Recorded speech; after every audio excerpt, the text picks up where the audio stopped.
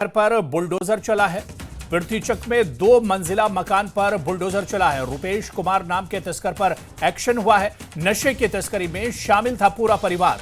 नशे की कमाई से सरकारी जमीन पर यह घर बनाया था, जिस पर अब बुलडोजर चलाया गया है। तो कठुआ से बड़ी खबर आ रही है, जहां पर नशा तस्कर के घर पर बुलडोजर चलाया गया है। पृथ्वीचक में 2 मंजिला मकान पर बुलडोजर चला है। रुपेश कुमार नाम के तस्कर पर एक्शन हुआ है। नशे की तस्करी में शामिल था पूरा परिवार और अब नशे की कमाई से सरकारी जमीन पर अपना घर बनाया था और इस घर पर अब बुलडोजर चला है। तस्वीरें भी आप देख सकते हैं किस तरह से एक्शन लिया गया है। कठुआ में मंशात स्मगलर के घर पर बुलडोजर चला है और पूरा घर डिमोलिश कर दिया गया है। पृथ्वीचक में 2 मंजिला मकान था और बताया जा रहा है कि रुपेश कुमार नाम के तस्कर पर यह बड़ा एक्शन हुआ है। नशे की तस्करी में दरअसल इसका पूरा परिवार शामिल है। नशे की कमाई से सरकारी जमीन पर यह मकान बनाया था, जिस पर अब बुलडोजर चलाया गया है।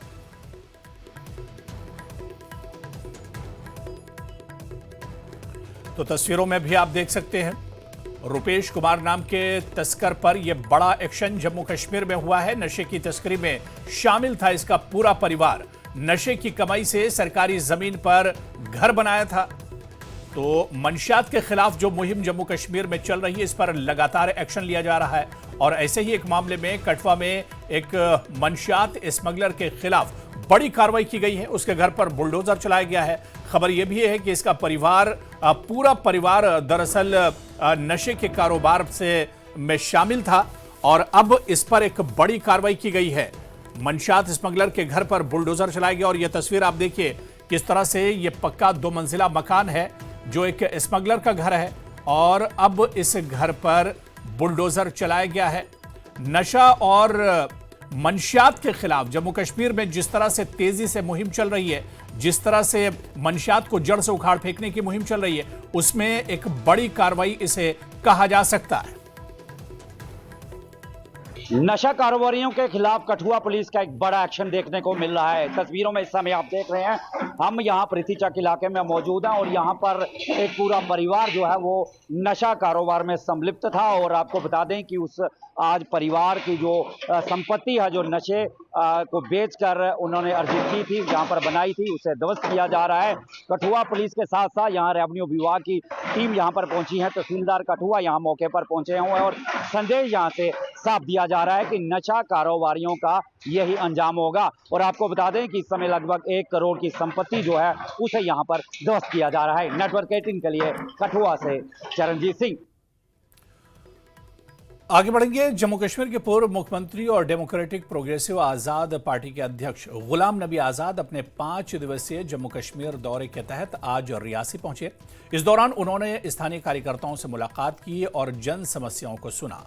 आजाद ने सरकार की नीतियों पर निशाना साधते हुए कहा कि राज्य के लोगों को अब भी बुनियादी सुविधाओं से जूझना पड़ रहा है।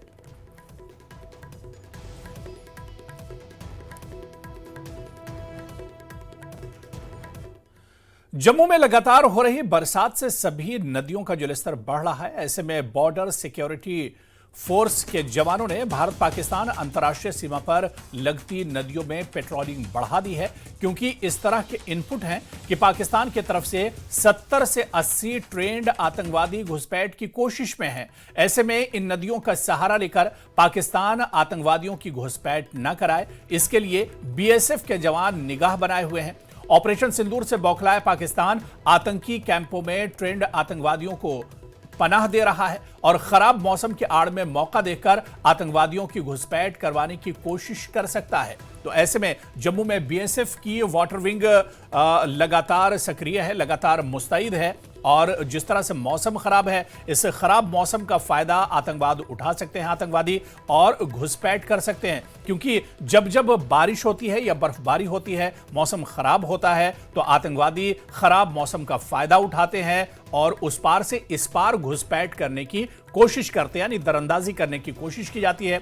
लेकिन इससे पहले कि आतंकवादी घुसपैठ करें, इससे पहले बीएसएफ अब अलर्ट हो चुकी है। वाटर विंग लगातार अलर्ट है और नदियों के आसपास पेट्रोलिंग की जा रही है, गश्त बढ़ा दी गई है ताकि दुश्मन पर नजर रखी जा सके, घुसपैठ करने वाले आतंकियों को धर दबोचा जा सके। क्योंकि एक खबर यह भी कि 70 से 80 ट्रेंड आतंकवादियों की घुसपैठ की आशंका जताई जा रही है कि 70 से 80 आतंकवादी दरअंदाजी कर सकते हैं खराब मौसम के चलते। और पाकिस्तान जिस तरह से ऑपरेशन सिंदूर से बौखलाया हुआ है, पाकिस्तान में आतंक के जो आका हैं वो बौखलाए हुए हैं और वो इस मौके का फायदा उठाने की कोशिश करेंगे। और जो खबरें जराए से मिल रही हैं कि 70 से 80 ट्रेंड आतंकियों के घुसपैठ की आशंका है, तो ऐसे में अब ये एक तरह से नजर रखी जा रही है, लगातार पेट्रोलिंग की जा रही है। और ऐसे इलाके, जिन इलाकों में पानी का ज्यादा भराव है, जहां पर नदी नाले हैं, क्योंकि इन्हीं नदी नालों का सहारा लेकर ये आतंकी अपनी नापाक हरकतों को अंजाम देते हैं। पाकिस्तान की तरफ से हमेशा ही ये कोशिश होती है कि ज़्यादा से ज़्यादा घुसपैठ जो है भारतीय सीमा में करवा दी जाए, लेकिन ये जो कोशिशें हैं वो बरसात के वक्त बहुत ज़्यादा हो जाती हैं। उसकी वजह ये है कि जो भी जलाशय हैं, नदियां हैं, नाले हैं, वो काफ़ी उफान पे होते हैं, उनका जलस्तर काफ़ी बड़ा होता है। तो इसका फ़ायदा उठाने के चक्कर में पाकिस्तान हमेशा से रहता है।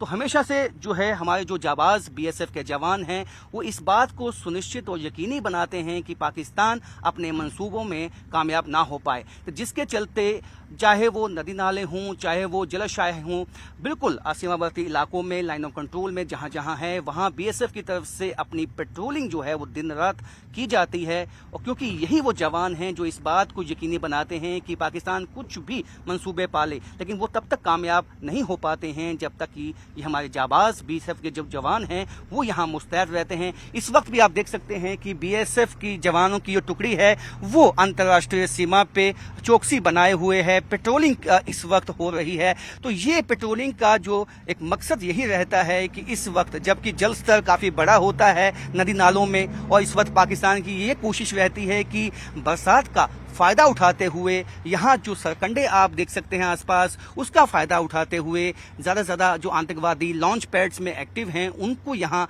जो है घुसपैठ करवा दी जाए। क्योंकि ये जो इंटेलिजेंस इनपुट्स है उसके मुताबिक भी 70 से 80 जो आतंकवादी हैं वो जम्मू रीजन के across the line of control या आईबी जो वो बिल्कुल तैयार हैं इस बात के लिए कि वो घुसपैठ करें। और पाकिस्तानी रेंजर्स और पाकिस्तान की सेना हमेशा उनको सपोर्ट करती है, हमेशा उनको मदद पहुंचाती है कि वो किसी तरह घुसपैठ करवा दें। लेकिन वो सब कोशिशें नाकामयाब तब बनती हैं जब इस तरह से बीएसएफ के जवान, चाहे वो नदी हो, हवा हो, कोई हवा से भी ड्रोन के माध्यम से हमने कई दफा दिखाया है कि पाकिस्तान पे चौकस निगाहें बनी रहती हैं। तो आज हम आपको दिखाएंगे किस तरह से जल में भी हमारे जो जाबाज बीएसएफ के जवान हैं वो मुस्तैदी बनाए रखते हैं, अपनी पैनी निगाह जो है वो पाकिस्तान की तरफ लगाए रखते हैं, और जिसकी वजह से पाकिस्तान अब तक अपने किसी भी मंसूबे में कामयाब नहीं हुआ है। ऑपरेशन सिंदूर के बाद पाकिस्तान में कहीं ना कहीं बौखलाहट है, क्योंकि जिस तरह से मुंह की खानी पड़ी है और बीएसएफ ने मुंह तोड़ जवाब पाकिस्तान को दिया है, उससे कहीं ना कहीं बौखलाहट अभी भी पाकिस्तान में है। क्योंकि अभी भी ये रिपोर्ट्स हैं कि पाकिस्तान में जो लॉन्चिंग पैड्स हैं उसमें एक्टिव आतंकवादी, चाहे वो जैश ए मोहम्मद के हैं, लश्कर तोयबा के हैं, वो सब ट्रेंड आतंकवादी हैं और घुसपैठ कोशिश में लगे हुए हैं। और ये जो पेट्रोलिंग होती है ये इस बात को यकीनी बनाती है कि पानी में भी जो है पानी का सहारा लेते हुए, पानी की मदद लेते हुए भी वो घुसपैठ ना कर पाएं। क्योंकि रात के वक्त और शाम के वक्त ज्यादा खदशा ये होता है कि बरसात जम्मू कश्मीर में लगातार हो रही है, पहाड़ी इलाकों में हो रही है, जिससे जो नदी नाले हैं वहां पानी का जलस्तर काफी बढ़ गया है। और ऐसे में जो बीएसएफ के जवान हैं ये जैसी भी चुनौतियां हों, चाहे जैसे भी चैलेंजेस हों, हमने कई दफ़ा आपको दिखाया है कि जैसे भी चुनौतियां और चैलेंजेस हों उनका मुकाबला करते हुए अपनी ड्यूटी को सर अंजाम ये देते हैं। हमारे जाबाज जवान पाकिस्तान के हौसले भी पस्त करते हैं और अपनी मुस्तैदी के साथ इस बात को भी यकीनी बनाते हैं कि जब तक वो यहाँ पे हैं हमारी सीमाएं बिल्कुल सेफ हैं। कैमरामैन चांद के साथ राजन वैद, अंतर्राष्ट्रीय सीमा।